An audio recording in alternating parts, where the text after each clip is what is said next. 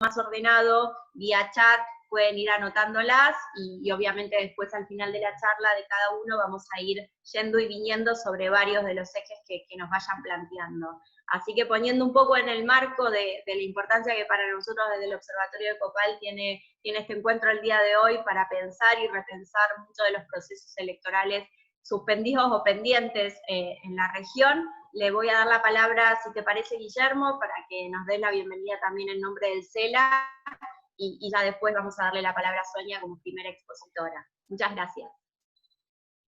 Dolores, te agradezco mucho darme el uso de la palabra.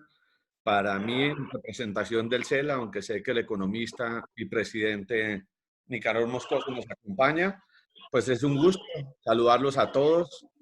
Qué rico poder hacer esto virtualmente en épocas de pandemia y de aislamiento, y qué bueno pues hablar de democracia en épocas en las que uno pues ya casi que ni de libertad habla por tantas restricciones que hay. Así que enhorabuena a esta reunión. La semana pasada fue un excelente evento. Nosotros desde el CELA tuvimos la oportunidad con todos los expertos de América Latina de conversar, de hacer algunas, eh, bueno, algunas referencias, comentarios y análisis de lo que pasó en esa reunión. Así que esperábamos con muchas expectativas esta charla sobre el tema de Bolivia, y para nosotros como CELA, pues es muy grato hacer parte, como lo dijo ahora Dolores, de este convenio que desde hace tiempo hemos venido desarrollando, que formalizamos hace algún tiempo, tal vez fue en Dominicana, bueno, tal vez no en Dominicana, quizá fue en Costa Rica, ¿no, Dolores? Y bueno, hemos venido haciendo un proceso que nos ha permitido integrarnos en el trabajo por la democracia en América Latina. Para nosotros el CELA Bolivia reviste muchísima importancia. Algunos de los miembros del Tribunal Supremo Electoral hacen parte del CELA. Hemos hecho parte en estos procesos electorales en momentos muy complejos que los hemos vivido en nuestros países, que los ha vivido y los está viviendo ahora Bolivia, y también, como lo anotaba Dolores, haremos parte de esa misión de observación si este aislamiento nos va a permitir salir de las fronteras de nuestros países. Entonces, no, por hacer 2 o 3 comentarios antes de darles el uso de la palabra, diciendo que para el CELA es fundamental este proceso electoral, como lo será República Dominicana, y para donde vaya la democracia en estas épocas con ocasión del COVID-19. Indudablemente el tema boliviano tiene todas las especificaciones de un proceso muy complejo, no solo por la forma en que se dio el último proceso electoral con la salida de Evo Morales, con el rechazo de la candidatura de Evo Morales al Senado de la República, con la situación económica que viene padeciendo Bolivia, y como lo dirán nuestros expertos y conferencistas, la misma situación que vive Bolivia con el aislamiento, donde se echan la culpa unos a otros de que lo que está ocurriendo, de la falta de cama, falta de atención, se le debe a un gobierno o a otro gobierno, y las candidaturas en un escenario tan complicado cuando estamos acostumbrados en América Latina a los eventos abiertos, a los escenarios de las visitas, de los mitines, y ahora pues todo virtual, pues es bastante complejo. Y por supuesto el tema de la presidenta en ejercicio como candidata también genera en el tema boliviano muchísimo por analizar, por estudiar. Vuelvo y repito, para nosotros, como lo hemos venido discutiendo en el CELA y hoy lo haremos en esta reunión, el tema de Bolivia es fundamental. Afortunadamente, la recomposición del Tribunal Supremo Electoral Boliviano, de su presidente, un pues experto reconocido por todos nosotros, quien estuvo en CAPEL, quien presidió también ese órgano, la presencia de nuestro amigo Oscar Hasentolfe y los demás miembros del tribunal, pues es un punto importante para ese proceso electoral. Sin más pormenores, saludándolos a todos, un abrazo de corazón aquí de nuestro querido y amado el CELA. Les decimos que aquí vamos y esperamos tener una maravillosa charla y de 3 conferencistas de la más alta connotación para esto. Así que te devuelvo la palabra, querida Dolores, para que tú entonces decidas quién debe comenzar, reiterándole mi saludo especialmente a mi amigo, hermano y presidente Nicanor Moscoso. Bueno, muchas gracias, Guillermo. Como bien decía al inicio, la verdad que este proceso que comenzó en lo que desde Copal planteamos que fue un golpe de Estado a Evo Morales y todo lo que eso consiguió, obviamente no quiero dejar de mostrar mi solidaridad con quien voy a presentar, que es Sonia Britos, parlamentaria del MAS, porque efectivamente estas situaciones que planteaba Guillermo, de cómo se fueron dando todos los distintos acontecimientos que nos traen hoy a debatir y a pensar cómo este proceso puede ser llevado adelante también en este marco de la pandemia, también tuvo aparejado también mucho sufrimiento del pueblo hermano boliviano, por lo tanto también desde Copal y obviamente desde el presidente Alejandro Moreno y de toda la coordinación general, obviamente el acompañamiento al pueblo boliviano. Sin más, me gustaría escuchar las palabras de la diputada, que nos va a traer seguramente mucho del conocimiento y de cómo están pensando desde los partidos políticos el proceso electoral, en un contexto que, como bien hablábamos la semana pasada en el caso de República Dominicana, se discute un poco en este contexto de entre el derecho al voto, efectivamente todo el pueblo, y en este caso en particular Bolivia por la crisis institucional, requiere una salida de bastante urgencia, y obviamente también el abordaje de la cuestión sanitaria, que en un contexto de crecimiento de los contagios y como vinimos viendo los últimos días, también se pone en cuestión la circulación de las personas. Así que me interesa escuchar las palabras, así que le cedo la palabra a Sonia.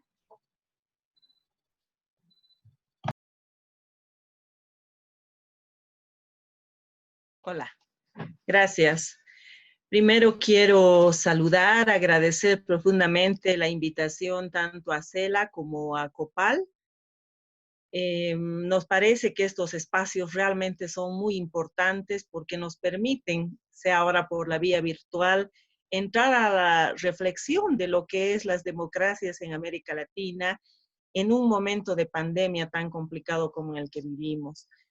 Quiero saludar a Oscar, a Jorge, que nos van a acompañar, y también a Dolores y a Guillermo. Un saludo afectuoso desde Bolivia. Ustedes saben que nosotros en el mes de octubre, cuando se da un golpe de Estado en Bolivia, parte Evo Morales, han transcurrido muchísimos acontecimientos, muchos elementos que han trastocado lo que es la democracia en el país.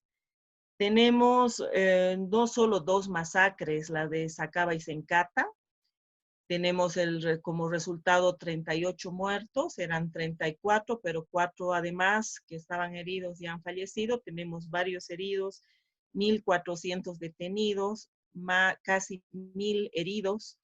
Hasta el momento, estoy hablando solo de la primera semana. Después de ello han empezado a haber muchísimas otras detenciones, persecuciones políticas, presos políticos, asilados, personas que en este momento tenemos 7 miembros del exministros de Evo que están en la residencia de México, a quienes se les niega el salvoconducto, y tenemos una cantidad numerosa de asilados tanto en la Argentina, en México y en muchos otros países, porque no existe garantías, porque la gente no tiene garantías de poder, incluso en un proceso electoral, poder participar.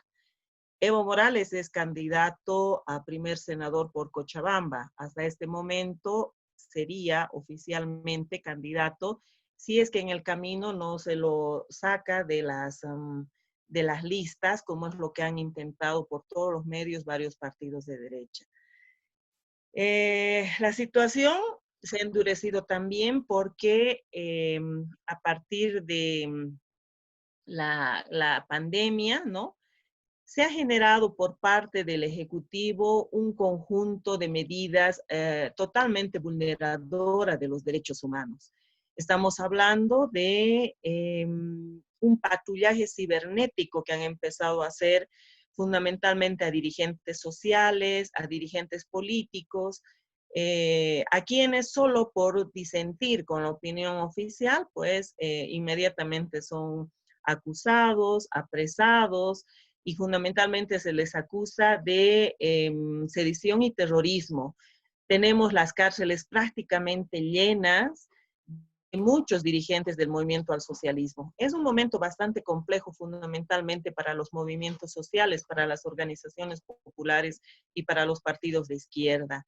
Es muy difícil hablar de un proceso electoral en estas condiciones, pero es justamente tan radical la forma en la que el gobierno transitorio ha actuado en contra de los dirigentes sociales, que nuestra salida fundamentalmente para recuperar la democracia, para volver al Estado de Derecho, es las elecciones. En medio de esto se nos viene la pandemia, ¿no? Y la pandemia es lo que un poco le ha caído como anillo al dedo al actual gobierno para querer prorrogarse mucho más. Este es un gobierno que, como ustedes ya saben, tiene un conjunto de errores muy fuertes, muy grandes, muy graves. Pero básicamente lo que ellos están intentando, no obstante que un gobierno transitorio según nuestra Constitución tiene como misión única y exclusivamente la convocatoria de elecciones, este gobierno ha empezado a cambiar lo que es la estructura económica del país. Ustedes saben que Bolivia ha sido uno de los países de mayor estabilidad económica, de mayor crecimiento económico. Durante 6 años consecutivos, Bolivia ha sido el país de mayor crecimiento económico. Y de repente lo que ha decidido este gobierno es cambiar la estructura económica del país, ¿no? Y ha empezado a tocar el modelo económico exitoso que se había manejado con Evo Morales. Entonces, tenemos una crisis política, tenemos una crisis económica y ahora una terrible crisis de corrupción que ha llegado a las fibras más íntimas del pueblo boliviano cuando no se habla de cualquier corrupción, se habla de una corrupción donde tiene que ver la vida de las personas. Es una corrupción criminal que está generando que en este momento en uno de los departamentos, en el Beni, hayan muertos de manera masiva. Estamos en una situación muy, muy complicada, muy difícil. Además de este escenario, tenemos 3 recursos que se han presentado sobre la ley de elecciones, ¿no? Un recurso directo de nulidad que ha sido presentado por el entonces, senador Óscar Ortiz, hoy ministro, y varios otros, una acción y 2 acciones de inconstitucionalidad abstracta, una a la ley completa de elecciones y otra al artículo 2. Las 2 primeras han sido rechazadas y solamente la tercera, la acción de inconstitucionalidad al artículo 2, que tiene que ver con la fecha, con el periodo. La Asamblea Legislativa ha puesto como un límite 90 días porque uno de los elementos que nos había indicado el Tribunal Supremo Electoral es que solo se requería ya 45 días más para terminar con las tareas preelectorales. Nosotros dimos 90 días. Lo lamentable del caso, ahora ha sido admitida, pero eso no quiere decir que haya sido aceptada, solo está admitida y eso vamos a ver cuál será el resultado. Sin embargo, nos preocupa muchísimo que a 28 días de haber sido aprobada y promulgada la ley, el Tribunal Electoral no ha sacado aún la convocatoria de elecciones. Lo que tememos es que, no obstante el compromiso público que hizo el presidente del Tribunal Supremo Electoral, hasta este momento no ha salido formalmente la convocatoria de elecciones, lo que nos deja en una situación bastante compleja. No sabemos realmente qué es lo que va a pasar. El pueblo está esperando una elección, porque se han mezclado muchos de los elementos. Es un momento de crisis mundial, una crisis sanitaria mundial, donde se requieren medidas indiscutiblemente, en muchos casos radicales, fuertes, estructurales, pero eso lo debe hacer un gobierno que tenga legalidad y que tenga legitimidad. En este momento el actual gobierno no tiene ni lo uno ni lo otro, no tiene ni legalidad ni legitimidad, lo que hace que haya un descontento total. La gente espera y tiene confianza que un nuevo gobierno legítimo, elegido en urnas de manera democrática, tome medidas que vayan realmente a enfrentar de manera seria el COVID. Es por eso que las elecciones en Bolivia se dan en un contexto especial. El pueblo quiere un cambio de gobierno porque sabe que requiere un gobierno que tome medidas estructurales. Hasta este momento, el actual gobierno está tocando ciertos elementos que fueron, fueron un poco las demandas, la agenda de los sectores más conservadores en el país, que ahora, como ustedes sabrán también, hay muchos líderes de la derecha que han vuelto a Bolivia y todo parece que ellos no quieren entregar el poder, ¿no? Todo parece que no van a querer que estas elecciones se lleve a cabo. Han empezado a presentar una serie de argumentos, desde los de derechos humanos, de decir que los jóvenes de 18 años que están en este lapso del mes, de 2 meses, no van a poder votar y ellos además deberían ser candidatos. Por tanto, se debería postergar las elecciones hasta el siguiente año. Ahora hay otra forma de cuestionamiento de las elecciones que están cuestionando la forma de distribución de los escaños parlamentarios, ¿no? Porque bajo un criterio que no lo hizo Evo Morales, precisamente, que se fue trabajando en muchos años de democracia, que se fue construyendo en muchos años de democracia, para que hubiera la representatividad de las grandes mayorías, pero también de los pueblos indígenas minoritarios. En Bolivia tenemos 36 culturas indígenas y lo que se buscó es que hubiera un nivel de representatividad de todos estos sectores.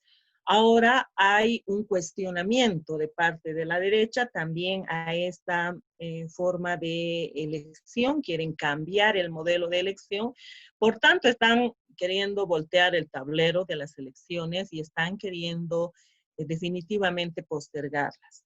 A todo esto se suma la amenaza de los sectores de derecha, del comandante en jefe de las Fuerzas Armadas, sobre el Parlamento, ¿no? Y las voces y la campaña que hacen los medios de comunicación, en su gran mayoría son medios de comunicación de la derecha, son ellos que van anunciando también que debería cerrarse el Parlamento. Entonces la situación en Bolivia está bastante incierta. Los detenidos están llenos, mientras hay incluso una ley de indulto y amnistía para privados de libertad, porque en las cárceles se encuentran hacinados, ¿no? Como en todos los países, pero en Bolivia es una situación muy, muy complicada, porque el 76% de los privados de libertad no tienen sentencia ejecutoriada, están con detención preventiva en las cárceles. Y a esto se ha sumado las múltiples detenciones que están haciendo, la forma de sanción por también infringir las normas de la cuarentena, que tiene que ver con una multa que se da y con una detención, pero además ahora hay una acusación sobre daños a la salud, entonces inmediatamente se los detiene y entran a la cárcel. Entonces estamos en una situación muy extrema, ¿no? Por lo general se está atacando a los sectores sociales, a los sectores campesinos, al sector más pobre de los barrios de Cochabamba y de La Paz. Se está viendo zonas supuestamente masistas. Entonces hay una arremetida, permanentes amenazas, etcétera. Es una situación bastante compleja y a pesar de ello nos queda la esperanza de que las elecciones tienen que llevarse a cabo. Ya el Instituto Interamericano de Derechos Humanos ha planteado un protocolo para elecciones dentro de la pandemia. Son varios países que no están pasando por el escenario que estamos viviendo en Bolivia, que de todas maneras van a ir a comicios electorales. Posiblemente si estuviéramos en otras circunstancias donde se respetaría la democracia, posiblemente se podría haber pensado en postergar las elecciones. Pero ahora la verdad urge, se requiere recuperar el Estado de Derecho, que se vuelva a respetar la Constitución, las leyes y los derechos humanos en Bolivia que están siendo vulnerados. No sé si todavía tengo algo de tiempo o ya me pasé. Si querés para ir cerrando, pero ya estamos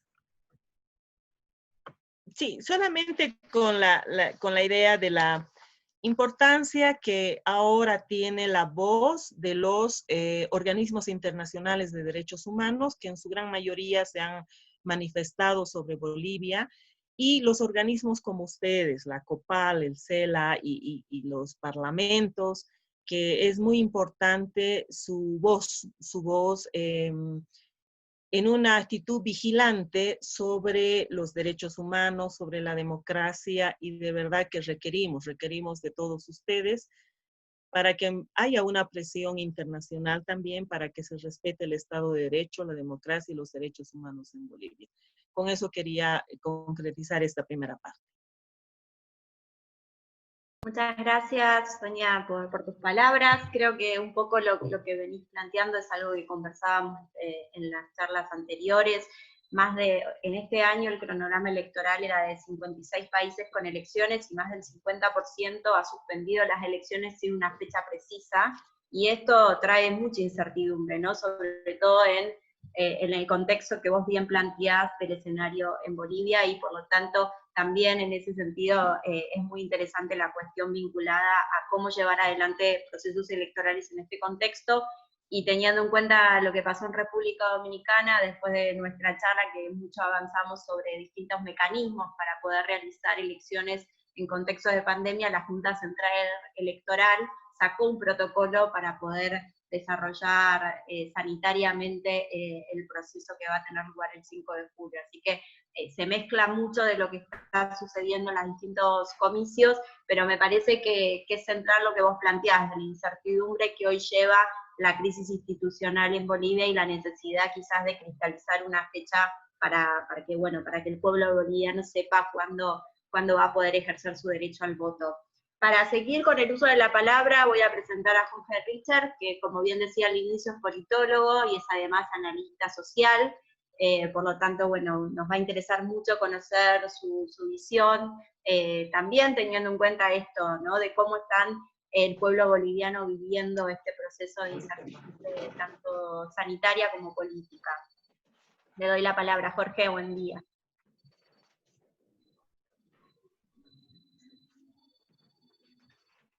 Ahora sí, gracias Dolores, un cordial saludo a todos y cada uno de los que están en el conversatorio, a la gente del CELA, del Observatorio COPAL, de Parlasur, a todos, por supuesto, un gusto de estar y compartir con ustedes, y también gracias por la invitación.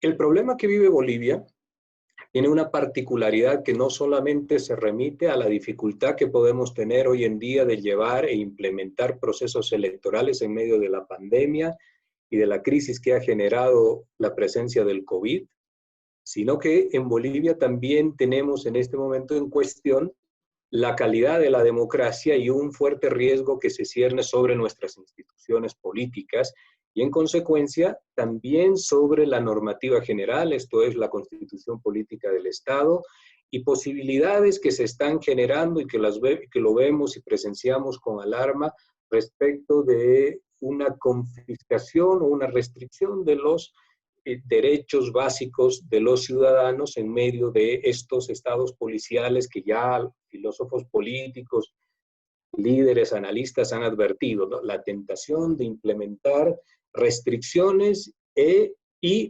estados policiales que van atentando también contra los derechos progresivos que se tienen en los países que viven en democracia. Lo que Bolivia vive en este momento, yo lo suelo definir como un hecho político absoluto. Y este es un fenómeno presente, mejor dicho, en pocos momentos de la vida política de los países. Está conformado y compuesto por la presencia de una crisis multisectorial, donde de forma negativa y entramada distintas crisis aisladas, todas ellas muy agudas, muy críticas, convergen en un mismo escenario, tiempo, y también comprometiendo a los mismos actores políticos, sociales, institucionales y económicos. La crisis multisectorial integra de cierta forma todas las tribulaciones políticas, económicas, sanitarias, sociales, medioambientales y ahora también jurídicas en este tiempo, y esto, en la perspectiva de lo que está sucediendo en Bolivia, lo podemos ver a partir de 3 momentos que nos grafican rápidamente, en tan corto tiempo, desde noviembre del pasado año a las fechas actuales, que nos grafican de cierta forma lo que está aconteciendo en la dinámica y en el contexto político boliviano. La crisis política, que es la primera de esta crisis multisectorial, la crisis política se origina, por ponerle una fecha rápidamente, el 10 de noviembre y va hasta el 10 de marzo. ¿Por qué digo hasta el 10 de marzo? Porque en esa fecha se encuentran o se detectan los primeros positivos de contagio COVID-19. En ese tiempo de la crisis política, lo que tenemos es una sociedad fuertemente polarizada, que como un golpe de placas tectónicas chocan en el objetivo de sostener su hegemonía en la administración del Estado. En el caso de Bolivia, un grupo social de clase media, urbano e históricamente elitario en el manejo y la administración del Estado, golpeando contra un grupo social, popular, periurbano, corporativo, indígena, originario, campesino. Ambos grupos golpean, por supuesto, entre sí. Ya había sucedido esto a principios del siglo también, cuando estos dos grupos generan un fuerte encontrón que a la vez le permite al Estado realizar un cambio en las élites habituales que conducen el Estado nacional. Esto, lo que ocurre en noviembre, fue la alternancia entonces, elitaria, abrupta por la fuerza, con la presencia indirecta, indirecta y persuasiva, mejor dicho, de las fuerzas militares, que lleva a una ruptura de la institucionalidad democrática de Bolivia. Y expresa un momento de la ofensiva política plena y decisiva en lo material, en lo físico, de pensamiento también, del republicanismo sobre su antítesis política, que es la democracia popular, radical y participativa. Esta fractura institucional, que tiene un carácter regresivo y restaurador del modelo de Estado al modelo de Estado noventista, busca implementar rápidamente también un modelo sustitutivo del proceso de cambio que era, como se denominó, los 14 años de gobierno de Evo Morales Ayman. Ese modelo sustitutivo lo denomino para encontrarle ciertas características e identificaciones como el noviembrismo. Pues el noviembrismo es un modelo y una lógica de hacer política muy inscrita dentro de los parámetros que la ciencia política define como neoliberalismo, pero que se identifica por prácticas cotidianas y habituales que lo relacionan con una retórica de la libertad, de la recuperación de la democracia, de un regreso de las creencias religiosas como un hecho fundamental para el funcionamiento del Estado, de la pacificación también entre los bolivianos, aunque estos elementos en la contrastación con la realidad no se encuentren instalados en nuestras relaciones cotidianas y societales. Y que se identifica también por establecer estratégicamente una constante retórica de asociaciones negativas. Estas asociaciones negativas del gobierno anterior hacia el narcotráfico, la corrupción, las apropiaciones indebidas, abusos en el uso de bienes del Estado, negligencia en la administración del Estado. Es decir, todo un conjunto de referencias y asociaciones negativas que por la vía de la insistencia permanente lo que buscan es validar un hecho, validar una sucesión constitucional profundamente cuestionada, no solamente en lo interno del país, sino también en los diferentes escenarios internacionales, con toda seguridad que también ustedes han debatido y han considerado si lo que en Bolivia se produjo fue una verdadera sucesión constitucional o lo que en la perspectiva académica, de forma técnica, se conceptualiza desde la ciencia política como un golpe de Estado.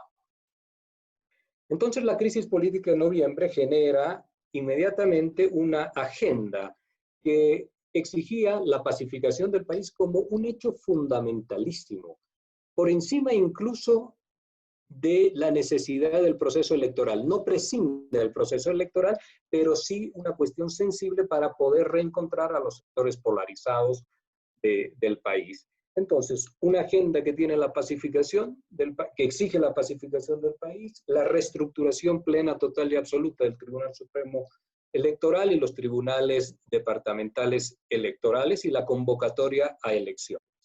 Se trabaja en lo primero, se trabaja en la convocatoria de elecciones, se fija una fecha para el pasado 3 de mayo, se habla de la pacificación utilizando un sinónimo que en esencia etimológica es algo absolutamente distinto, que señala que en Bolivia se había pacificado y en realidad se tenía tranquilidad social, pero una tranquilidad social lograda sobre la acción siempre altamente disuasiva de la implementación de un Estado policial progresivo que acciona en su lógica política electoral y de proyecto político, acciona persecuciones y judicialización sobre los dirigentes políticos y adversarios del partido que había perdido y que había sido desplazado del poder, mejor dicho. El segundo momento va del 10 de marzo al 30 de abril. El 30 de abril, el 10 de marzo es señalado, es el inicio del COVID-19 en Bolivia, con los 2 primeros casos, y el 30 de marzo es la aprobación y promulgación de la Ley 1297 de postergación de las elecciones para la convocatoria a una nueva fecha, puesto que el 3 de mayo no se pudo llevar adelante por las cuestiones que todos conocemos.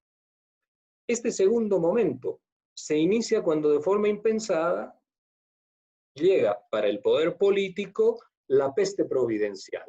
La peste providencial para el poder político, entiéndase siempre bien, es un cambio de agenda en el proyecto político. Es un cambio de agenda que ahora, ya no mirando la perspectiva electoral, busca rápidamente intentar y trabajar en la prórroga indefinida del proceso electoral en función de la emergencia sanitaria. Es un cambio de agenda también para mostrar eficiencia en la administración del COVID-19, hablando de pocos contagios y de un bajo índice de letalidad que presenta el país. Pocos contagios, haciendo un paréntesis muy rápido, con una variable inmediata que es también la realización de muy pocos testeos y mediciones de contagio en el país, lo que evidentemente no permite conocer una realidad. Pero esto es un discurso que retóricamente, administrada desde el potencial comunicacional que tiene un Estado, además monopólicamente debido a la pandemia, tiene un efecto enorme sobre la sociedad. Y un cambio de agenda también para que mediante la cuarentena y el aislamiento, absolutamente necesarios y urgentes para romper la cadena de contagios del COVID-19, se pueda implementar un modelo restrictivo de los derechos de la ciudadanía, que es una radiografía de la lógica de Estado y de gobierno que se tiene y se vive hoy en día en Bolivia. Todo esto, repito, con el objetivo de retardar el proceso electoral, construir una venia de parte de la sociedad a un gobierno de imposiciones que, siendo eficiente en la crisis sanitaria, pues puede terminar con el miedo de una sociedad ante el avance de un enemigo. Este proyecto, acá hay que poner mucha atención en esto, este proyecto político se adiciona de prorrogar el proceso electoral y su estadía transitoria en el gobierno, se adiciona un elemento fundamental y aliado en la estrategia de resistencia al proceso electoral. Y esto es articularse, ya lo han hecho, articularse con los poderes subnacionales, vale decir, las gobernaciones en los departamentos del país y las alcaldías municipales en cada uno de los diferentes municipios del país. Los poderes subnacionales articulados con el poder central para que en una alianza que sistematice desde la sociedad comunicacional y mediática pueda peticionar que se prorrogue otra vez, peticionar con fuerza e instalar que se prorrogue el momento y el tiempo electoral, que se prorroguen los mandatos de los gobiernos, el del gobierno central, pero también, y esto es lo fuertemente preocupante porque es toda la cadena gubernamental del país, que se prorroguen también los gobiernos municipales y los gobiernos departamentales que están fuertemente vinculados al poder central. Pongo un ejemplo, la alcaldía de la ciudad de La Paz, que es una de las alcaldías o la alcaldía más grande, con la gobernación de Santa Cruz, uno de los departamentos, ustedes los conocen, uno de los departamentos más fuertes también, política y económicamente, en el país, son aliados del gobierno central. En ese sentido, esta alianza también es de alto riesgo en la cadena gubernamental e institucional del país, porque ahora, a fines de este mes, vencen vence la constitucionalidad de su gobierno, su periodo, quiero decir, ¿no? Así llegamos al tercer momento. El tercer momento se inicia el 30 de abril, como he señalado, con la aprobación de la ley que convoca, que establece un rango de tiempo para que el órgano electoral, el Tribunal Supremo Electoral, pueda fijar la fecha, en definitiva, dentro de un parámetro de 90 días, la fecha para llevar las próximas elecciones. Y acá hay que tener en cuenta rápidamente algunas acciones que se implementan en el país. En este transcurrir del 10 de marzo al 30 de abril, las capacidades que ha tenido el gobierno para desarrollar eficientemente la contención del COVID-19 han sido puestas en cuestión por una serie de hechos. Hechos que van desde pocas capacidades en la previsión, bajos resultados, deficiencia en las compras y adquisiciones, y además todo esto con un corolario de algunos hechos de corrupción espantosos porque se generan en el mismo proceso paralelo de poblaciones y gente que está en la cual se están habiendo unos índices de mortalidad impactantes y desgarradores, y paralelamente decía estos hechos de corrupción que indignan a la población. En este tercer momento, entonces, ante este escenario, la ofensiva contra el proceso electoral muestra dos iniciativas que son absolutamente claras y sobre las cuales hay que dejar nuestra atención. Esto es, en el ámbito de lo legal, una ofensiva fuerte de recursos para buscar la no aplicación de la ley y la convocatoria al proceso electoral. Es decir, una fuerte resistencia al proceso electoral. Y aquí se presentan tres recursos en el escenario del Tribunal Constitucional Plurinacional.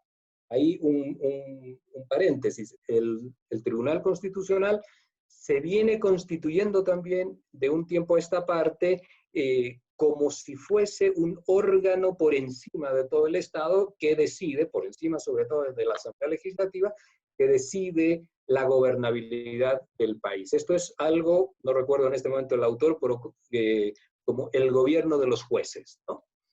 En ese sentido, se buscan con estos recursos invalidar la legalidad en la promulgación de la ley, señalando que no tenemos en Bolivia un vicepresidente que es quien ejerce la presidencia de la Asamblea Legislativa, y buscando también la inconstitucionalidad específicamente en la fecha. Esto es en el rango de tiempo que se le otorga al órgano electoral para la convocatoria. Y el otro elemento, que también es altamente preocupante, está en la incorporación en el debate nacional y en el imaginario colectivo de ideas que ya circulan. No es una cuestión de análisis político, de ideas que ya circulan y que ya vemos y encontramos a sus voceros.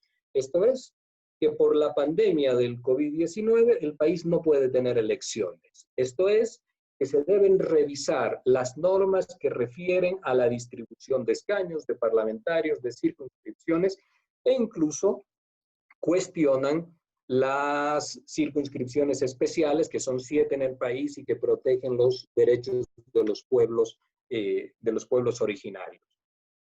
Se insiste también en llevar e implementar un debate en la sociedad y en el imaginario social de que la Asamblea Legislativa tiene que cerrarse porque ya no cumple funciones, y además por una serie de otros argumentos que no tienen la contundencia necesaria, pero que se los plantean. Y básicamente, este último, que es lo más preocupante, se habla ya se debate, se discute, se escribe en los medios de comunicación sobre la abolición de la Constitución Política del Estado con una metodología que únicamente requiere un decreto presidencial para retornar a la Constitución del año 94, que es una constitución propia del Estado neoliberal, pero además carente de todos los derechos progresivos que se lograron en el país a raíz de la Asamblea Constituyente. Y como corolario, hace una semana, mañana va a ser una semana, la presencia del alto mando militar en las instalaciones de la Asamblea Legislativa Plurinacional para dar un ultimátum respecto de los ascensos, señalando que la Asamblea, como argumento, que la Asamblea tiene plazos perentorios que cumplir. Ni la Constitución Política del Estado, ni la Ley Orgánica de las Fuerzas Armadas, y tampoco la Ley del Reglamento General de la Cámara de Senadores señalan una fecha específica. Muestran y hablan de una mecánica, pero no de una fecha de tiempos a cumplir. Entonces, esta amenaza velada deja el temor de que este sea el mecanismo para el fin o la derogatoria de la de la Constitución Política del Estado. El día de ayer también el Tribunal Constitucional se ha referido, solo voy a hacer este breve comentario, a que las elecciones generales de este año tienen vigencia, tienen constitucionalidad, y lo que corresponde es que el Tribunal Supremo Electoral aplique e implemente lo establecido en la ley electoral y abre un margen de 60 días entre las distintas correspondencias y la decisión, el estudio y la decisión para la resolución del Tribunal Constitucional, abre un espacio de tiempo para pronunciarse respecto de el rango de fechas que se ha establecido en la ley. Entonces, solamente ya terminando, hacer una referencia a la urgencia electoral que vive Bolivia, a la preocupación institucional que vive el país. Bolivia, independientemente de quién logre ganar las elecciones, independientemente de esto, requiere reasegurar por la vía institucional democrática un liderazgo fuerte, un gobierno con legitimidad y con legalidad incuestionada. Aspectos que hoy desde el gobierno no se pueden acreditar. Cuando se habla de un gobierno fuerte, no quiere decir de un gobierno atropelladoramente fuerte ni basado en los factores de poder disuasivos como Policía Nacional, judicialización o Fuerzas Armadas. Lo que se quiere señalar es que tenga un liderazgo producto de un proceso electoral que le permita generar y articular una serie de consensos sociales para enfrentar esta crisis estructural que estamos viviendo, el hecho político absoluto que estamos viviendo en Bolivia, porque sin liderazgo, sin legitimidad y sin legalidad, pues ustedes comprenden que esto es tarea harto compleja. Y señalar también que toda esta constelación de corrientes conservadoras expresa la implantación en Bolivia de un momento de lo impolítico. Y lo impolítico en realidad es la paralización de la representatividad, que es uno de los temas cuando se habla de distribución de escaños y nueva asignación de parlamentarios, etcétera, es uno de los temas en cuestión y que está siendo duramente atacado en este momento para poder dilatar el proceso electoral. Y lo impolítico y esta paralización de la representatividad está subyugado por la contrademocracia. Esto es, diversos contrapoderes de control y juicios no constitucionales que sustituyen la democracia con el riesgo de hacerla desaparecer. Nosotros el día de hoy en Bolivia estamos siendo gobernados básicamente a través de decretos supremos o de decretos supremos que van emitiendo normativas muchas veces en contradicción con la misma o dejando en cuestión a la misma constitución política del Estado. Y termino proponiendo una fórmula para empezar a rearmar este país roto que tenemos en Bolivia desde noviembre del pasado año, cuando han golpeado estos dos sectores sociales. Y esto es buscar de conciliar la libertad, la justicia y una democracia inclusiva, que no involucione el proceso de inclusión social que hemos vivido en Bolivia. que cada uno sienta que la vida es libre y a la vez que es justa para todos, y donde nos podamos despojar de ese incómodo y negativo sentimiento de racismo y de intolerancia. Ahí existe, por supuesto, otra posibilidad que es una vía distinta, la de sostener la injusticia y el oscuro camino a la desigualdad. Pero la injusticia aparta, margina y desecha a hombres para construir sociedades de seres humanos con conductas inhumanas de servidumbre. Bueno, por la paciencia que han tenido ustedes de escucharme, muchas gracias.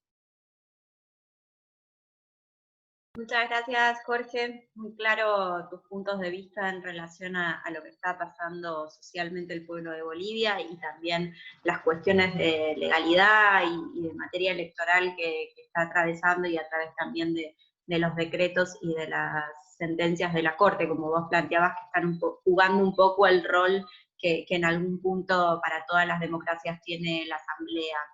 Me parece, y antes de darle la palabra a Oscar Laborde, presidente del Parlasur, hay un punto dentro de lo que vos marcás y que me parece que desde la COPAL es interesante resaltar, es la cuestión de la observación internacional en este proceso, ¿no? Porque cuando en el mes de noviembre conversábamos con muchos dirigentes del MAS de la necesidad de que en el mes de mayo, que iba a haber elecciones, haya una fuerte presencia internacional de distintas organizaciones, y también en el mes de febrero, recuerdo con Oscar Laborde, con Jorge Dercos, con Alejandro Rusconi, que están acá presentes, participaba del Comité de Solidaridad con Bolivia, también los dirigentes del MAS planteaban esta idea de las no garantías dadas por la Organización de Estados Americanos al proceso electoral, y vimos el pasado domingo las elecciones en Surinam, donde solamente participó la Organización de Estados Americanos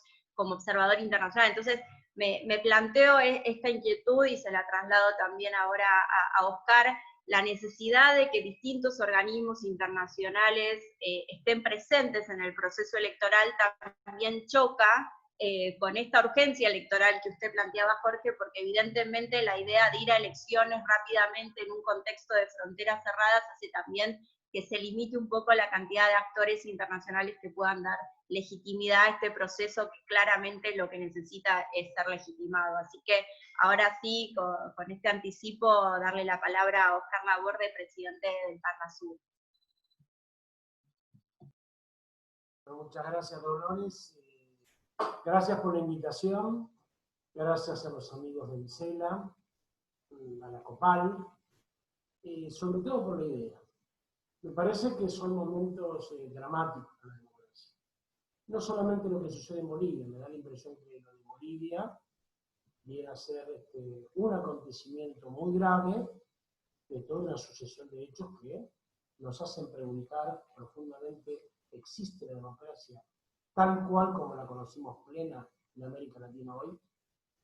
Y la verdad que la respuesta merecería diferentes variantes. Oscar, ¿podés hablar alto? Por lo menos yo no tengo tanto... ¿Más alto? Sí. ¿Ahí puede ser? Perfecto. Sí, hay una gran preocupación en el Parlasur. Bolivia participa en el Parlasur. Nosotros se ha logrado no solamente que se mantenga Venezuela en el Parlasur, sino que Bolivia participe. Es un país que está en trámite de ingreso, demorado capciosamente, pero lo está. Entonces, hemos analizado la situación de Bolivia y efectivamente se ha caracterizado como un golpe de Estado lo sucedido en Bolivia. El Parlasur, compuesto por expresiones no solamente de movimientos populares o de izquierda o de centro, sino también se podría caracterizar de derecha, ha caracterizado como un golpe de Estado. Y eso tiene que ver con la profunda preocupación que tenemos de lo que vemos en este achicamiento de la democracia. ¿No? Nosotros repasamos desde hace unos años hasta ahora, efectivamente se ha modificado, se ha deteriorado la democracia de manera muy preocupante. Muy preocupante porque era la instancia que tenían los movimientos populares y el pueblo para acceder al cambio de gobierno. Entonces, incluso nosotros como Observatorio de Democracia, que es la relación que estamos intentando tener y profundizar con la COPAL, se estuvo allí aquel 10 de noviembre. Efectivamente, el resumen que presenta los que presentaron allí al Parlasur, los que representaron al Parlasur, es que no hubo nada que merite anular las elecciones. Entonces ahora nosotros pedimos ser parte de todo el proceso electoral.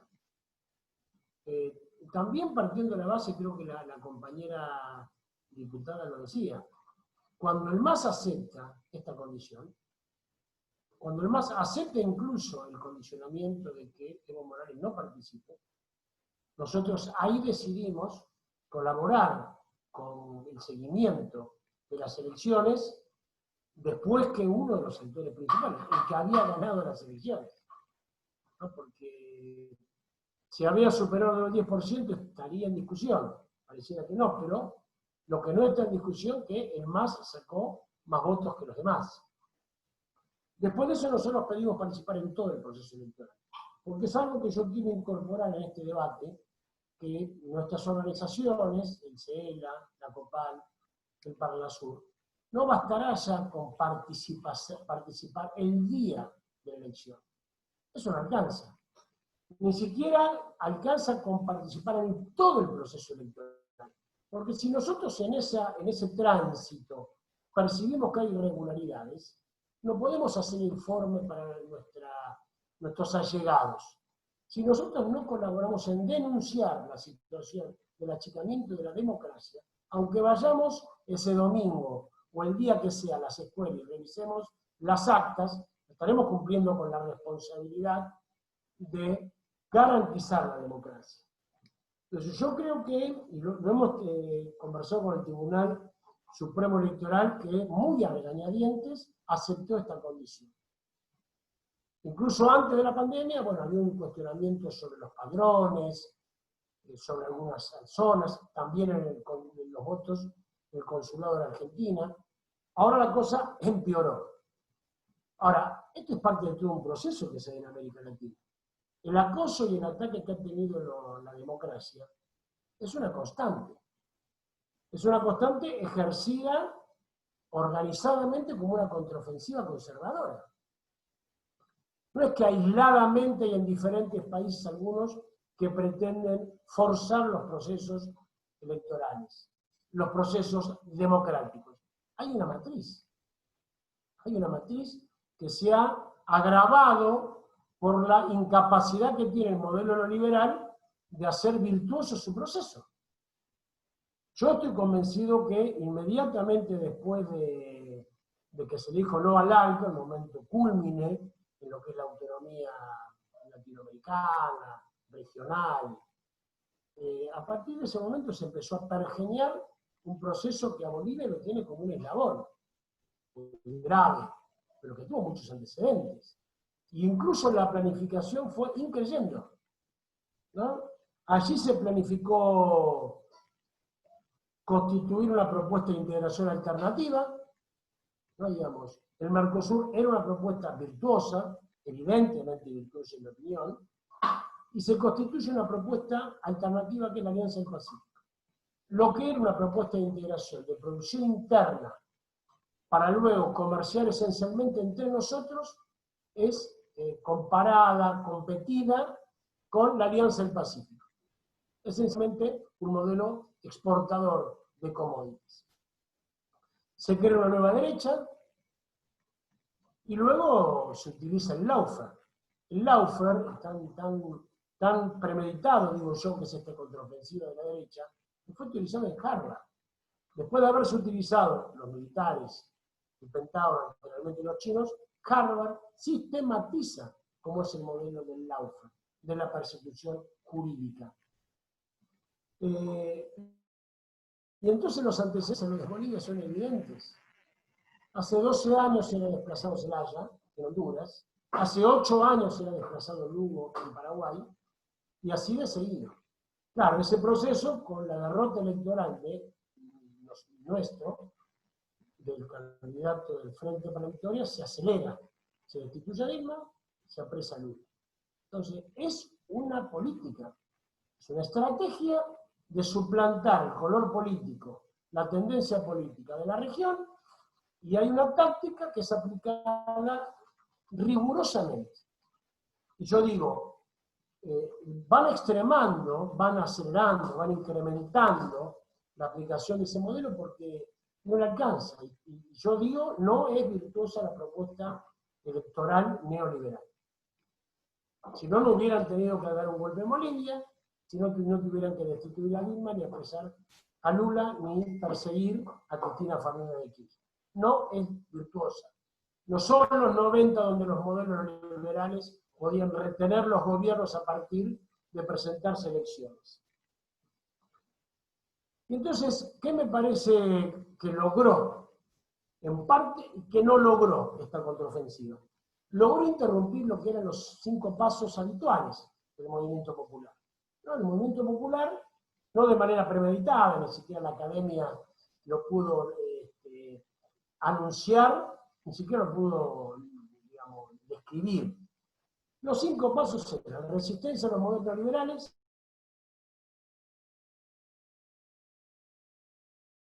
social, elegir un líder, que aparezca un líder, el cuarto paso era ganar y el quinto paso era gobernar. Incluso se podía perder en ese proceso luego. Pero lo que hace esta contraofensiva conservadora es impedir o el tercer o el cuarto paso. Es decir, o se impide ganar, o luego se impide que ese gobierno se consolide. Entonces, yo creo que no se ha logrado consolidar esa ola, y por eso que también entiendo que el golpe en Bolivia, que nosotros como Para el Sur caracterizamos como un golpe, no pudo consumarse, no pudo perfeccionarse, debido a la resistencia que hubo. Pero también la resistencia al gobierno liberal, lo que hemos visto en Ecuador, en Chile, en Colombia, en Bolivia y en cada país.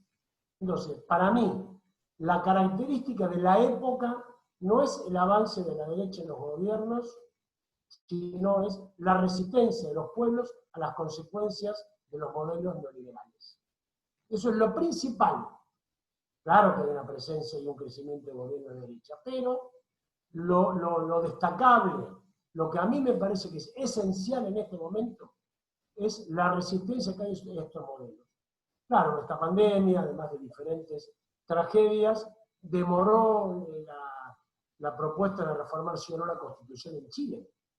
Bueno, esa resistencia al modelo liberal es tan grande, amigos, que va a cambiarse la Constitución que no pudo hacerse con gobiernos que la habían prometido. Luego de 40 años, esa resistencia va a lograr que se modifique la Constitución.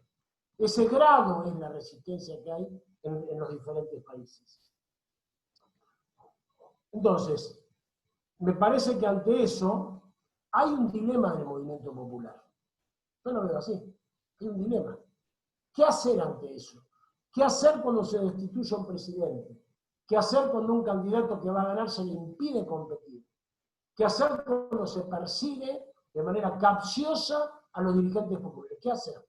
¿Se participa en las elecciones? Es una duda. Es una duda. Digo, conocemos que hubo un debate dentro del PT si correspondía participar en elecciones o no, después de haber destituido a Dilma y impidiéndosele a Lula que sea candidato. Acá lo describía lo mismo pasó en el MAS. Me consta que ese debate está. Hoy el movimiento popular yo creo que no tiene condiciones para plantearse esa disyuntiva. Se la plantea, pero opta por aceptar las reglas, sabiendo que hay un achicamiento de la democracia y unas medidas que van en contra de la Constitución, de la esencia de la democracia. Ese achicamiento de la democracia va acompañado por el crecimiento de las Fuerzas Armadas, el factor militar. El factor militar es el otro actor principal acá, porque al no poder contener ellos, es decir, ya no basta perseguir a dirigentes populares, ya no alcanza con destituir gobiernos. Se necesita además, porque, insisto, no son los 90, por diferentes motivos, necesitan del refuerzo en esa estrategia y en esa táctica del factor militar. Y digo militar porque no es solamente las Fuerzas Armadas. Las Fuerzas Armadas en nuestra región están bastante contenidas de poder actuar al interior de la política. Pero no tanto las fuerzas de seguridad. La policía, los carabineros, la gendarmería, la prefectura. Yo observaba con mucha atención el cuidado que tenía el gobierno anterior, de derecha en Argentina, cómo se lucía, cómo se sacaba sobre esa fuerza de seguridad. ¿Por qué? Porque la fuerza de seguridad tiene más capacidad de operar en la cuestión concreta de la acción política. Y eso hubo una prueba cuando fue la sublevación policial contra Correa. Y ahora sabemos, nos cuentan los compañeros bolivianos, hay una incidencia muy fuerte de la policía en este momento. Entonces, hay una novedad donde aparece también planificado, ¿no? También planificado. Un rol que se le da a las fuerzas de seguridad. Entonces, nosotros tenemos una gran preocupación, yo en lo personal y para el sur también, porque en el Parlasur lo que se ha acordado es que tiene que haber el respeto a los procesos democráticos. Todos los que estamos allí fuimos elegidos por el pueblo. Incluso ahí participa la oposición, digamos, a Maduro. Por la Asamblea Nacional, en realidad la representación ante el Parlasur por mayoría es de los opositores a Maduro. Pero de cualquier manera, me describía muy gráficamente el ex gobernador de Mérida, William Dávila. Él me decía, nosotros brindamos con champán cuando murió Chávez. Nosotros estamos fuertemente en contra de Maduro. Nosotros no queremos una guerra civil. No queremos una invasión militar. Nosotros queremos que llegue el momento donde la maduración de la oposición genere la posibilidad de ganar el gobierno. Entonces hay un acuerdo entre nosotros que lo que tenemos que respetar la democracia como el método de poder sacar las diferencias políticas, ¿no? Por eso digo, hay una gran preocupación sobre el crecimiento del factor militar y hay una preocupación por el aprovechamiento que está haciendo el gobierno, golpista por lo menos, de transición como máximo, con lo que está haciendo, ¿no? Hay un aprovechamiento para perseguir a los opositores del MAS y dirigentes sociales. Hay un aprovechamiento para avanzar sobre áreas del Estado sensibles. Hay un aprovechamiento para justificar, desarrollar y justificar la corrupción. Y hay un pretexto no llamar elecciones. Ahora con el informe que nos da Jorge, vemos que va más allá. Porque ¿qué es lo que yo percibo? Que nos van probando, ¿no? Cuando yo relataba este proceso en grandes trazos, nosotros sabemos que las políticas que aplica el imperio las aplica centralmente y digamos, primariamente en América Latina. Eso fue lo de Honduras. Luego descendieron, se vinieron hasta el Mercosur, a ver si desplazar un presidente integrante del Mercosur se resistía. Y pasó. Luego fue lo de Lima. Pero yo creo que hay una permanente prueba en este achicamiento de democracia y el rol que se le pide que se ejerza a las Fuerzas Armadas para convalidar esa situación.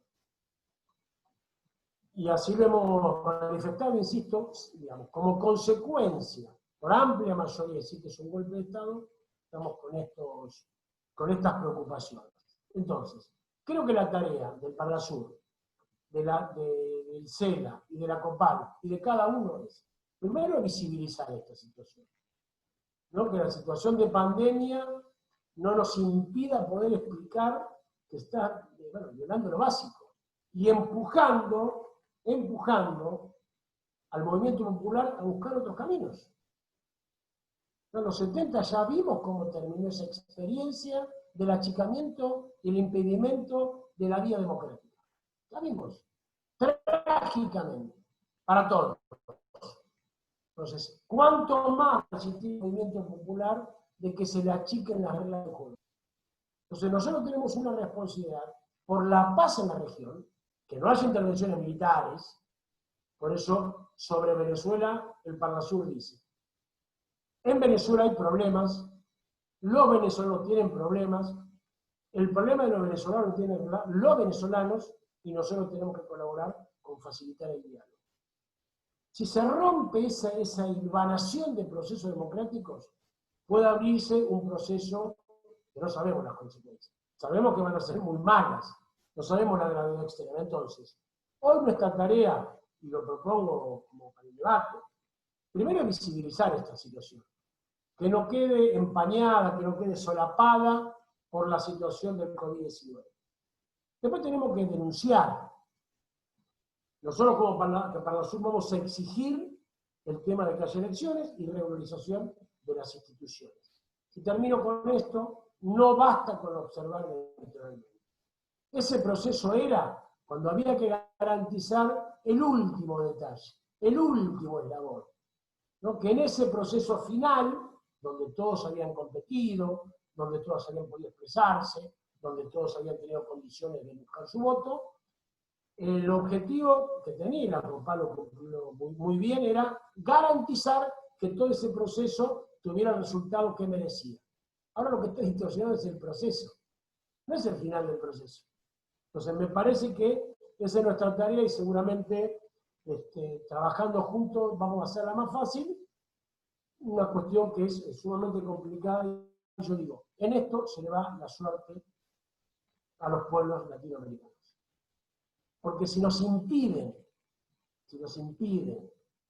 tener esa posibilidad de poder cambiar los gobiernos con la democracia, ¿qué queda? Muchas gracias. Bueno, gracias, Oscar. Ya estamos anotando las preguntas que nos van acercando y también lo vemos a Hugo Moldis, que nos está acompañando en la reunión. Entonces, considerando que fue ministro de Gobierno de Evo, le abrimos el espacio. Si quiere hacer algún comentario, es suya la palabra. Bueno, muchísimas gracias. Buenas tardes. Les hablo desde la Embajada de México, donde nos encontramos 7 exautoridades del gobierno del presidente Evo en calidad de asilados. Se habla muy poco de esto, que es otra vulneración de parte del gobierno de facto, que viola incluso el derecho internacional al asilo. Pues bien, ya yo haría los siguientes apuntes. Primero, Bolivia necesita lo más pronto que pueda elecciones para resolver políticamente lo que va a constituir un gran desafío en la pospandemia. Cualquiera que fuese el gobierno, tiene que haber un gobierno que surja de las urnas, que tenga legitimidad, que no es el caso de la actual señora Áñez, para generar un proceso de concertación nacional, de diálogo nacional, entre actores políticos, económicos, entre el Estado y la sociedad civil, para enfrentar en las mejores condiciones las consecuencias de la pandemia. Lastimosamente en América Latina, a diferencia de Europa, mal que mal se han puesto de acuerdo los 27 países de Europa para invertir más de 640.000 millones de euros.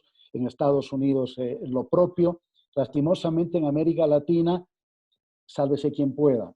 Estamos fragmentados, divididos, la OEA no cumple su papel por razones casi obvias, la CELAC está muy debilitada. Ojalá pueda generarse también en el campo internacional una concertación OEA-CELAC para generar mecanismos para enfrentar los efectos de la pandemia. Segundo, es evidente que desde el golpe de Estado en Bolivia, del cual ya no hay dudas, porque es una combinación de viejos y de métodos de desestabilización, es decir, a diferencia de los golpes contra Zelaya, contra Fernando Lugo, contra la propia presidenta Dilma Rousseff, en Bolivia hubo una participación, en primer lugar, de las fuerzas policíacas, militares, es decir, del aparato del Estado capitalista, combinadas con los llamados nuevos tipos de golpe. Pues bien, desde el golpe de Estado hasta ahora, hay el predominio casi en realidad absoluto del aparato represivo, al que hay que sumar lo que ha dicho Jorge, el gobierno de los jueces, ¿no? Yo diría que ahora matizándose un poco, me imagino que en función del cambio de correlación de fuerzas en el país, cada vez más desfavorable para la señora, que a pesar de eso no va a renunciar a la ambición y al proyecto de quedarse más allá de lo que en realidad debería haberse quedado. Ya no es un gobierno de transitorio, este es un gobierno que está pensando incluso en medidas más allá de lo que le ofrece su carácter. El riesgo es que en Bolivia, de continuar este estado de cosas, se genere una crisis política de consecuencias, yo diría, imprevisibles y de consecuencias negativas para todos los bolivianos y las bolivianas. Entonces, creo que la decisión, y con esto termino, de las fuerzas políticas, incluso opositoras al que fue el gobierno del presidente Evo, estoy hablando, por ejemplo, del expresidente Mesa, y estoy hablando incluso del expresidente Jorge Quiroga, en fin, y otras deben, ¿no es cierto?, ser parte de aquellas fuerzas, junto al movimiento del socialismo, para acordar una fecha de realización de las elecciones generales. Aprovechar que la aceptación de la demanda presentada al Tribunal Constitucional solo se refiere al artículo 2, es decir, a un tema de postergar por razones de salud. No cuestiona en realidad la ley de convocatoria de elecciones como tal. Y creo que esto hay que aprovechar para que estas fuerzas políticas de derecha, la mayor parte, y del movimiento al socialismo puedan ponerse de acuerdo para proponer al Tribunal Supremo Electoral una fecha lo más razonable posible, que pienso yo no debería pasar de agosto, principios de septiembre, y darle a Bolivia un gobierno que tenga la legalidad y la legitimidad que no tiene actualmente. Muchísimas gracias. Gracias, Hugo. Y abrimos la primera pregunta para Jorge. Aquí nos preguntan si el veredicto del TCP con relación a la tercera demanda aceptada es inapelable. Bien, si el Tribunal Constitucional señala que el artículo 2 de la ley 1297, que habla de un rango de tiempo que es de 90 días, otorgado al Tribunal Supremo Electoral, si el Tribunal Constitucional señalara esto como inconstitucional, estimamos, y lo que vengo conversando con alguna gente, estimamos que no va a suceder de esta forma, pero si así fuese, termina siendo inapelable, y se tendrá que fijar una nueva fecha. Por eso, para ello, se tienen 15 días en los cuales, a partir de ayer, en los cuales la presidenta de la Asamblea, la señora Eva Copa, tiene para responder, lo puede hacer antes, y 45 días que se toma el Tribunal Constitucional para emitir su resolución, que también puede ser antes, pero entre los dos tiempos hay 60 días para poder concluir con este recurso que se ha interpuesto. Sin embargo, lo que sí, mientras tanto, la ley goza de vigencia, de constitucionalidad, y obliga al Tribunal Supremo Electoral a que pueda presentar el cronograma, que pueda convocar la elección con una fecha ya definida e ir avanzando con el proceso electoral. Muchas gracias, Jorge. Y acercamos una pregunta para Sonia Brito en relación a cuáles son los elementos que el MAS como partido político requiere para garantizar un proceso electoral transparente.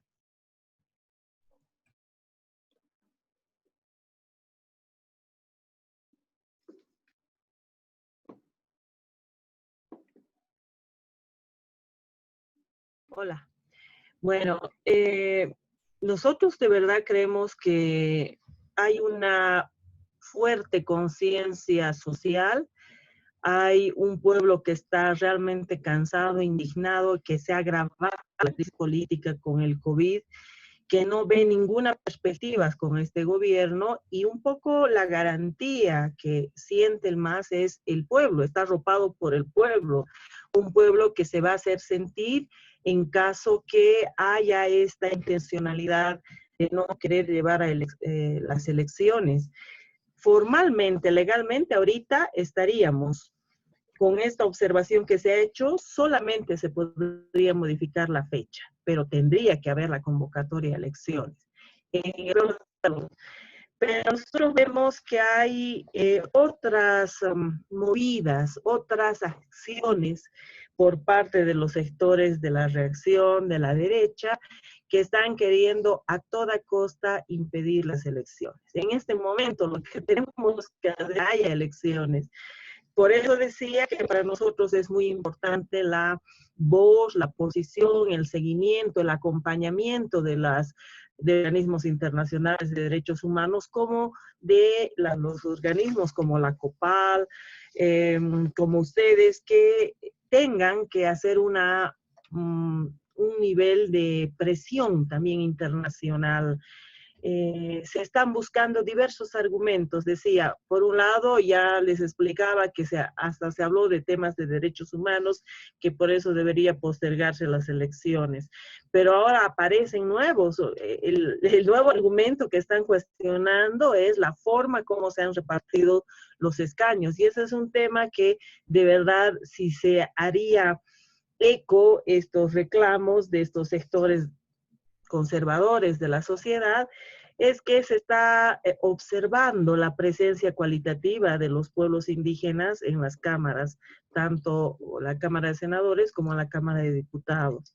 Indiscutiblemente hay un proceso regresivo, hay un proceso donde es normal ver grupos parapoliciales, paramilitares, paraestatales denominados por Naciones Unidas, que son hasta condecorados por el Ministerio de Gobierno. Entonces, ¿quiénes son los que no respetan las reglas del juego, la Constitución y la democracia? En este momento es el gobierno. La presión social desde Bolivia, la fuerza de los movimientos populares y la presión internacional, yo creo que es el camino en este momento para que se pueda llevar a cabo las elecciones. Perfecto, muchas gracias, Sonia.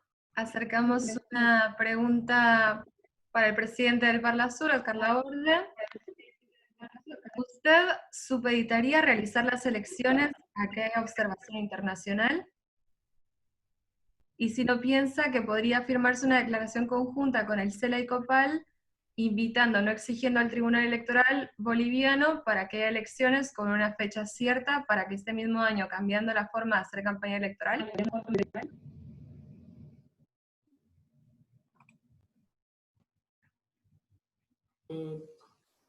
Yo creo que nosotros tenemos una responsabilidad de saber qué quieren hacer las fuerzas populares y afectadas en Bolivia. Me parece que supeditar cómo debe hacerse el proceso, sinceramente nosotros vamos a consultar permanentemente los movimientos sociales, al MAS y a los que son las víctimas de esta situación. Sí me parece que podemos firmar una declaración conjunta, pero desde el Parlasur decir que solamente corresponden elecciones si hay observación electoral, me parece que es, digamos, desproporcionado. Nosotros estamos a disposición de que se vote, comprendiendo, como acá se explicó, que hay una decisión, digamos, mayoritaria de votar, lo explicó Sonia, lo explicó Jorge, nosotros tenemos que colaborar con eso. Supeditar no me parece, sí, poder exigir, poder reclamar, poder pedir y poder hacer público esta situación de disgusto nuestro por la demora, y disgusto, malestar, considerar que es un hecho, digamos, conveniente para los golpistas.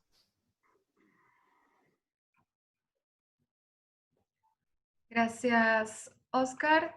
Y la última pregunta para cerrar es para Jorge, sobre si hay confianza en la neutralidad de los magistrados del Tribunal Constitucional.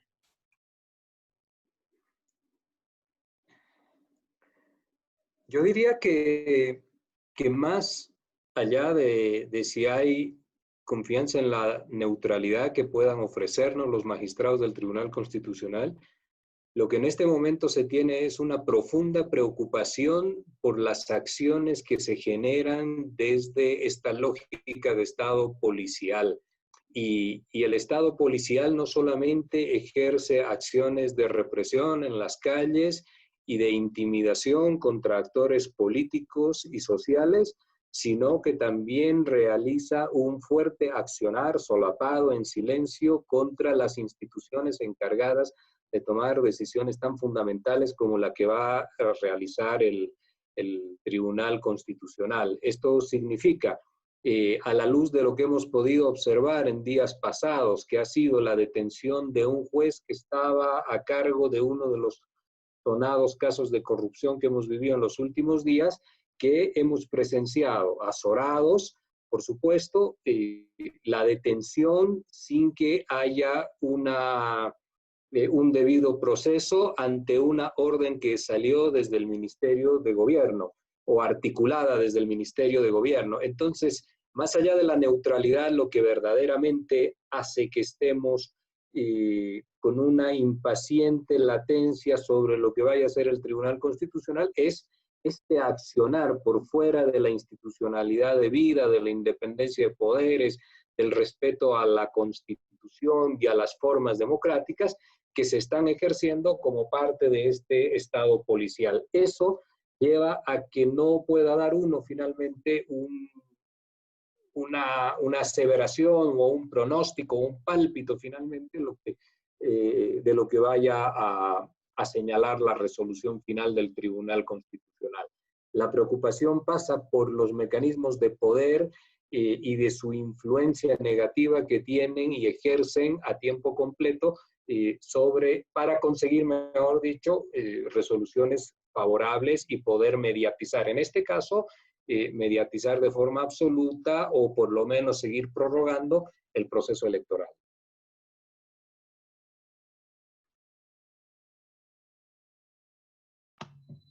Bueno, muchísimas gracias. Yo creo que con estas preguntas, ahí que escucho mejor, creo que con este debate que no se acaba hoy, me parece que muchos de los puntos que resaltaron los expositores que tuvimos el honor de tener hoy dan cuenta de la urgencia electoral, de la urgencia de generar un proceso electoral legitimado en Bolivia y que por lo tanto todas las fuerzas políticas hagan sus esfuerzos para que este proceso tenga una fecha lo más próximo posible en el contexto de pandemia que entendemos está dado, y creo también la responsabilidad que tenemos desde nuestras organizaciones regionales e internacionales, obviamente también tanto desde los partidos políticos, desde los expertos electorales, como desde los partidos políticos que representan a los estados en el Parlasur, dar cuenta de acompañar este proceso, de generar las alertas necesarias, como bien decía Oscar, para poner este tema en agenda,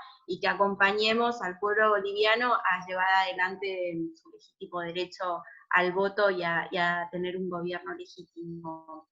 Me gustaría agradecer, digamos, cerrando este webinario, que seguramente en las próximas semanas nos volveremos a encontrar, a todo el equipo del CELA, a todo el equipo de la COPAL, que pudieron apoyar mucho la presencia de tantos participantes en el día de hoy, a Sofía Carvajal, que es la secretaria ejecutiva, que nos trajo también el saludo del presidente Alejandro Moreno, y sí, viendo que está Nicanor Moscoso, presidente del CELA, me gustaría darle la palabra a él para que cierre este encuentro, agradeciendo a todos por participar y especialmente a los expositores por compartir con nosotros sus ideas el día de hoy.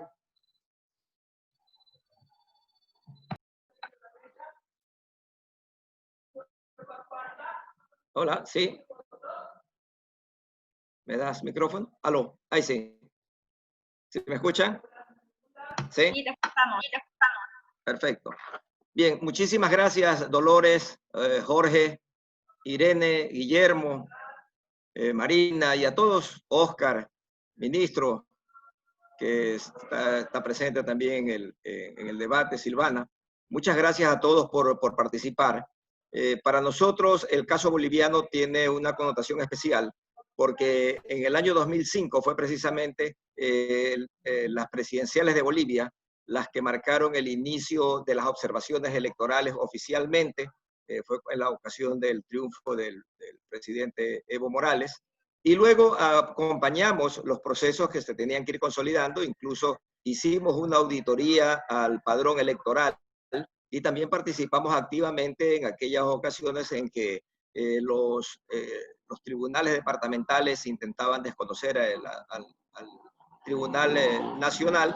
Entonces nos une una amistad con el departamento y los tribunales electorales de Bolivia. Los vamos a acompañar sin duda. Ojalá que lo permita la pandemia. Como ya no nos va a permitir prácticamente participar ahora en República Dominicana por los cierres de los aeropuertos, al proceso que se iba a dar en la fecha anterior, que fue suspendida. Nosotros como CELA estábamos acreditados, teníamos una delegación que se nos había invitado a participar y creo y considero que teniendo a un presidente como Romero y a Óscar Hasentoffel en el Tribunal Electoral, ellos van a abogar porque la presencia internacional sea importante, ya que ellos también son parte de lo que ha sido la observación internacional en las últimas décadas. Nada más que a las fuerzas políticas de Bolivia, Dios quiera que los ilumine y los haga pensar en país y en llegar a decisiones parecidas a las que acabamos de ver en República Dominicana y que celebramos aquí la semana pasada, precisamente, en donde los actores políticos, los partidos políticos, y destacábamos incluso que el partido de gobierno, con candidatos con muchas posibilidades, pues habían apurado unas elecciones que las van a realizar el 5 de julio, y esa es una forma democrática, una forma sana, una forma patriótica, que deberían los partidos políticos, los dirigentes políticos, los candidatos asumirla en cada uno de nuestros países. A la COPAL, muchísimas gracias por compartir con estos espacios. Lo seguiremos haciendo. Creo que hay mucho que hablar a este respecto y que aportar con todo lo que es la democracia en nuestros países. Muchísimas gracias a todos por participar. Muchas gracias a todos y a todas. Nos vemos la próxima.